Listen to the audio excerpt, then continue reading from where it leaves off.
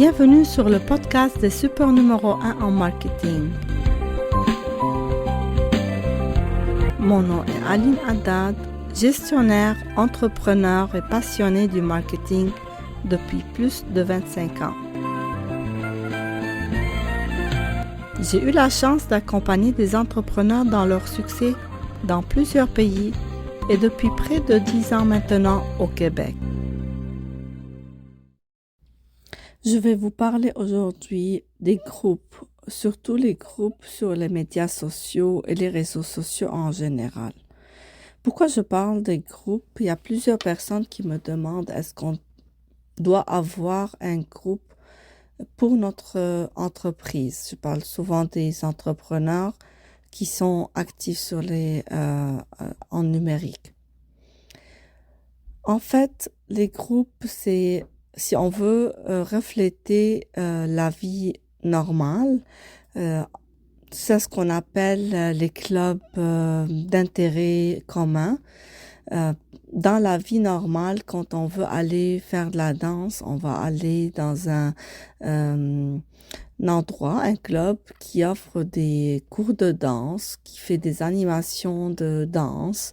Les personnes qui sont dans ce club ont tous presque les mêmes intérêts pour la danse. Ils aiment aussi participer aux activités de danse, donc ils ont les mêmes intérêts. Donc, ils se regroupent avec la même mentalité, les mêmes activités, puis ils donnent du temps pour le groupe ou social qui est en réel. Là, pour le digital, c'est un peu différent. Pourquoi différent? C'est sûr, les groupes sont catégorisés en général par intérêt, par catégorie. Donc, moi, si je veux j'aime bien la peinture, je vais aller suivre un groupe ou adhérer à un groupe fermé ou ouvert. Là, on va parler de ça après, sur la peinture.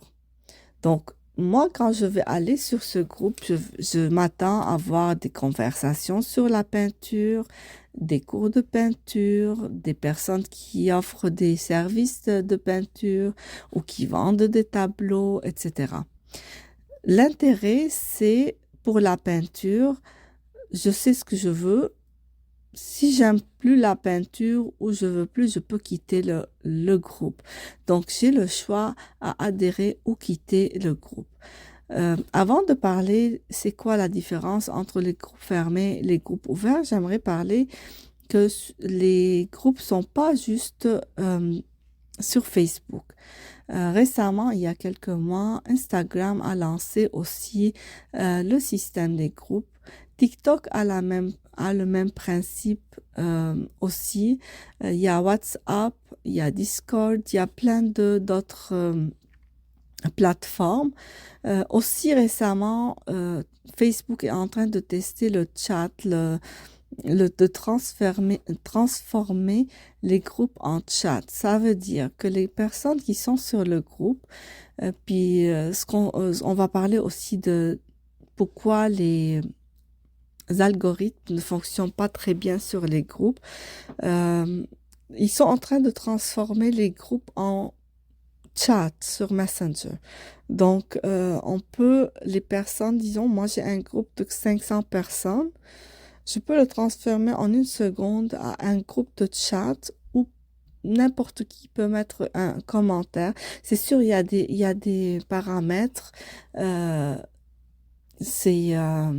On peut par exemple ne pas suivre le chat, on peut ne pas communiquer, on peut juste regarder si on veut les personnes qui sont actives. Mais moi personnellement, ce système de groupe qui contiennent de milliers de personnes, je suis pas à l'aise avec ça. Puis je pense aussi à beaucoup de monde qui vont qui vont être de mon avis. Puis à long terme, je pense, s'ils n'ont pas changé de format, ça va pas aller. Ça va pas marcher le système de chat. Je sais que c'est un peu encore en période de test. Le format pourra changer. Donc, mais moi, le format actuel, je pense, à mon avis, que c'est pas viable. Euh, Ils vont le changer sûrement.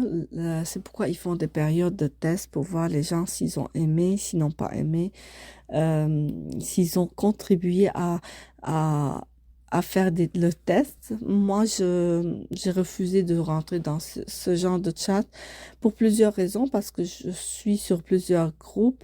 Puis le fait de transformer une partie ou ceux qui ont déjà commencé à utiliser le chat de groupe, ça fait beaucoup de communication que moi, peut-être, je veux pas être envahie. Moi, j'aimerais à mon aise, quand je pourrai, je vais aller voir le groupe puis voir ce qui se passe sur le groupe. Donc, le chat est en train un peu d'imposer de recevoir les messages, malgré que moi, les notifications, ils sont toujours off parce que euh, c'est un choix. C'est pas mon téléphone ou non, les applications qui me gèrent. Donc, c'est moi qui gère ces choses. Puis, je suis capable de dire non aux notifications. Puis, quand j'aurai un peu de temps, j'y vais voir les applications que j'aime, les groupes que j'aime, puis participer si je veux.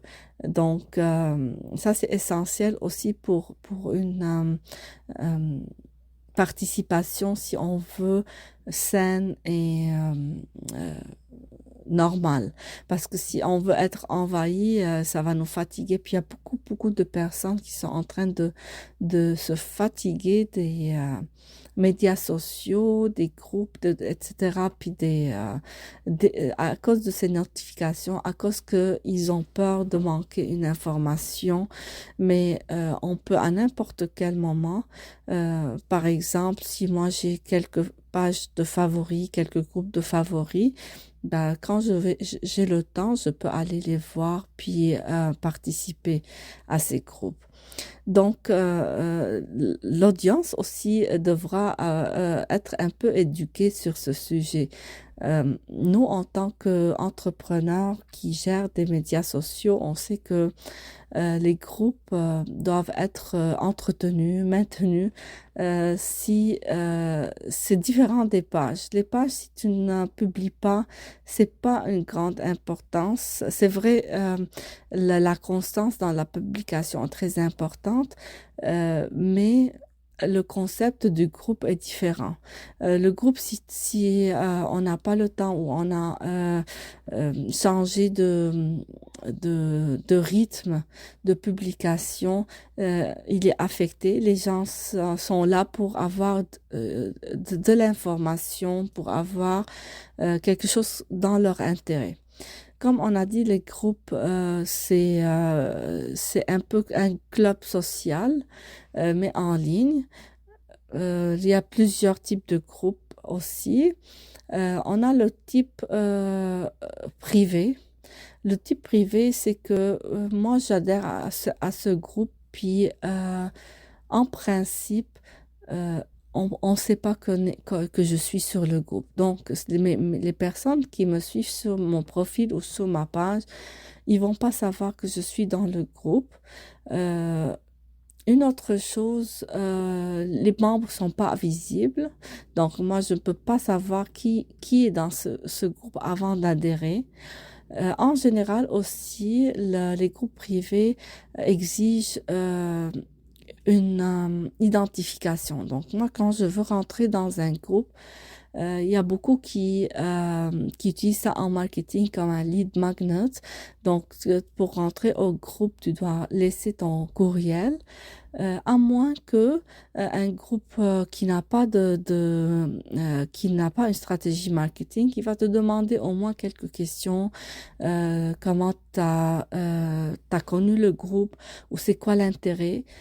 Puis ils vont te proposer quelques réglementations. Souvent, les règles sont communes entre les groupes, mais chaque groupe pourra mettre des règlements additionnels donc pour le groupe que vous voulez adhérer. La gestion du groupe n'est pas facile.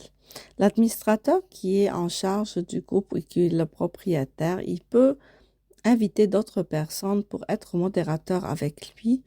Il y a aussi d'autres rôles qui pourront être utiles, mais ces rôles n'ont pas de pouvoir pour publier. Ils peuvent juste répondre aux membres qui veulent interagir sur le groupe.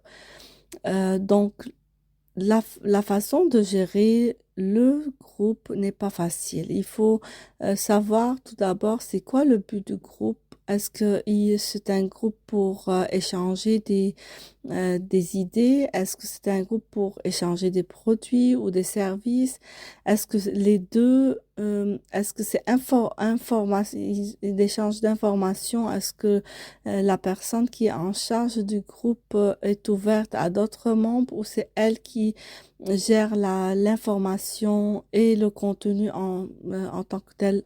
Donc, il faut voir toutes ces choses qui vont affecter la fréquence et le dynamisme de l'administrateur parce que c'est exigeant quand même, surtout quand le groupe commence à avoir une réputation, puis quand il dépasse un certain nombre de personnes, il sera un peu difficile de tout gérer en même temps, surtout que la personne qui gère, par exemple, les groupes, elle n'a pas juste le groupe en général.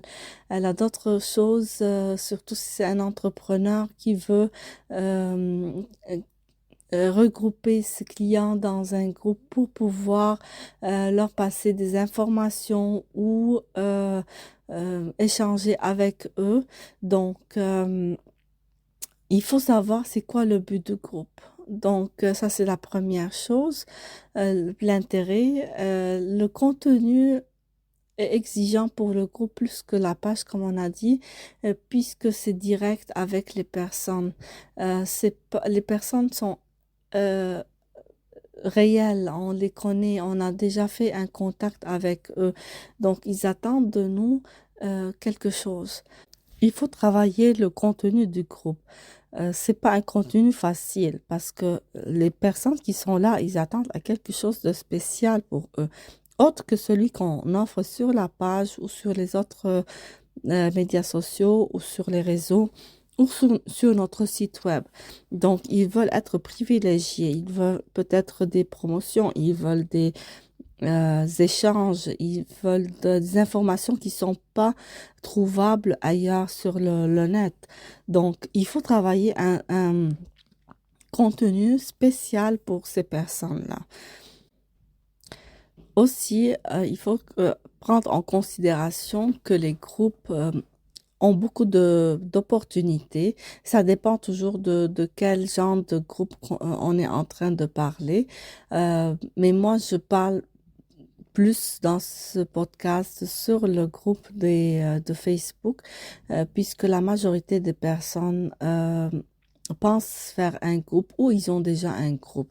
Donc, mais c'est applicable aussi sur le WhatsApp, sur le Discord, sur tous les autres réseaux sociaux qui ont un but de rassembler de personnes autour d'un intérêt quelconque. Mais surtout sur le groupe Facebook, les choses sont en train euh, de s'améliorer si on veut, parce que les gens ont tendance de plus en plus d'être sur des groupes d'intérêt. Donc, la plateforme des groupes est en train d'être plus compatible avec les demandes des groupes. Donc, pour ceux qui veulent donner des cours, par exemple, en ligne, sachez que le groupe de Facebook peut être un bon élément, un bon outil pour mettre vos formations, puis inviter le monde à suivre vos cours sur un groupe privé. Donc, ça peut être une plateforme informative pour études. Ça peut être un endroit où vous pouvez faire vos challenges, vos défis pour emmener plus de personnes euh, sur le groupe dans le but de faire des clients potentiels et des prospects, puis faire des ventes à la fin. Donc, c'est ce qu'on appelle le tunnel de vente. Donc, vous les emmenez dans un groupe. Puis, comme vous savez, avant un achat, les personnes doivent avoir plusieurs contacts avec la personne avant de lui faire confiance et faire un achat. Donc, le groupe, c'est un endroit où les personnes qui sont là ont déjà fait un contact avec l'administrateur au moins, puis ils savent avec qui ils ont affaire. Donc la peur de l'inconnu, ça s'est brisé. Ils ont fait déjà un contact. Ils vont voir ce que la personne va offrir. Est-ce que c'est intéressant? Euh, Comme je vous ai dit, tant qu'ils n'ont pas quitté le groupe, donc ils ont intérêt, ils sont intéressés avec le contenu qui est là. Puis c'est à l'administrateur de travailler son contenu, d'être en bonne relation avec les membres du groupe pour pour améliorer cette relation afin d'avoir peut-être des activités peut-être réelles ou d'activités de vente ou suivant l'intérêt un bon contact avec les membres. Donc, ça dépend toujours du but du groupe, si c'est pour les ventes ou pour un intérêt quelconque, pour les échanges. Donc, moi, si je veux échanger quelque chose avec un autre membre, ben, je dois voir que c'est un membre actif. C'est pourquoi aussi dans les groupes, il y a des badges, ce qu'on appelle. Si des personnes sont très actives sur le groupe, bah, l'administrateur va savoir qui est parmi les 20 membres du groupe qui sont le plus actifs. Il peut l'annoncer et puis ce membre, il est automatiquement spécifié par un badge, par le groupe. Donc, il y a beaucoup d'outils qui peuvent encourager le monde qui sont sur le groupe d'interagir et de montrer leur intérêt aussi. Et puis ça encourage, quand il y a un engagement, ben, ça encourage aussi d'autres membres de rentrer, de voir ce qui se passe. Donc, mais toujours l'idée que ça soit des informations utiles. Je peux parler des heures et des heures sur les groupes, les formats, les contenus, etc. Mais je veux me limiter dans cet épisode en donnant un dernier conseil, toujours comme action, comme appel à l'action. Demander aux membres déjà du groupe d'inviter des amis, de la famille ou des personnes qu'ils jugent intéressés par le concept du groupe, toujours comme on a dit, suivant l'intérêt, suivant le type du groupe. Donc, souvent, il faut inviter des mondes qui leur ressemblent. C'est ce qu'on cherche quand on a un membre qui est client potentiel. On aimerait avoir un autre membre aussi du même calibre. Donc, ça, j'ai parlé un peu aujourd'hui sur les groupes fermés. Il y a beaucoup encore de choses à parler comme le mentorat, les guides, etc. Je vais faire probablement d'autres épisodes pour parler aussi des groupes ouverts que j'ai pas eu la chance dans ce podcast pour en parler. Pourquoi il y a deux formats de groupe, puis c'est quoi l'important, pourquoi on doit faire un pas l'autre, puis qui peut faire un, qui peut faire l'autre. Donc, ça sera un sujet de notre épisode. Pour aujourd'hui, je pense on a fait un petit tour rapide de l'importance des groupes pour un entrepreneur. C'est du travail à faire, c'est du travail un peu exigeant, mais il y a toujours un moyen d'avoir du gain ou de revenus ou suivant le but de groupe. Donc, c'est pas une mauvaise stratégie d'avoir un groupe, mais il faut savoir le gérer, avoir le temps de maintenir la communauté en action. Donc, il faut prendre en considération ceci, surtout si vous n'avez pas du temps. Donc, pensez en faisant votre stratégie ou il y a toujours un moyen d'emmener des personnes à votre groupe pour vous aider dans la gestion comme modérateur, etc. Ou aussi choisir un membre ou deux membres du groupe qui sont actifs, puis les inviter à être des personnes au moins qui répondent aux commentaires, etc. Puis ça, c'est sûr quand on a des groupes, de gros groupes qui dépassent un certain nombre de personnes. Je vais me limiter parce que, comme je vous ai dit, c'est trop vaste. Je vous donne rendez-vous dans un autre épisode bientôt.